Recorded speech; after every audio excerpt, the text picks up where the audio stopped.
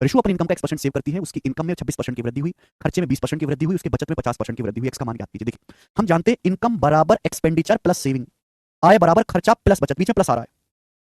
आपको सवाल में खर्चे में चेंज दिया है, सवाल में बचत में चेंज दिया है, और खर्चा प्लस बचत आपको सवाल में इनकम में चेंज दिया है। तो इनकम एक्सपेंडिचर सेविंग का जब भी ऐसा सवाल आएगा, ऐसे हर एक सवाल में एलिगेशन लग जाएगा। गौर से सुनेगा, ऐसे सवाल देखो, ये सवाल मैंने आपको परसेंटेज में पढ़ा रखे हैं ऑलरेडी। ऐसे सवाल 100 मान के भी कर देते हैं, ऐसे सवाल को डेविएशन से भी कर देते हैं। आज हम एलिगेशन चैप्टर पढ़ रहे हैं तो एलिगेशन से भी सीखेंगे।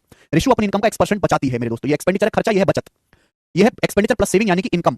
एक्सपेंडिचर प्लस सेविंग्स को ही हम इनकम कहते हैं। है तो expenditure plus saving income.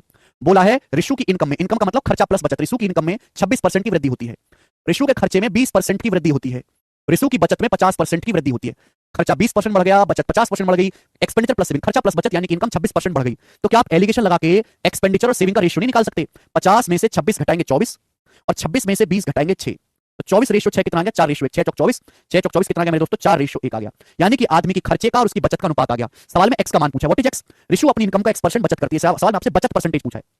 Rishu बचत कितनी कर रही है? 1 रुपए की। रिशु 1 रुपए की बचत करती है out of total income. Rishu की इनकम कितनी है भाई? अगर खर्चा 4 है, बचत 1 है, तो रिशु की इनकम कितनी है? 5। 4 1 5। रिशु की इनकम कितनी है मेरे दोस्तों? 5। तो 1/5, 1/5 होता है मेरे प्यारे 20%। तो रिशु अपनी इनकम का 20% बचत कर रही है। यही सवाल का आंसर है, बी ऑप्शन, बिल्कुल बेसिक।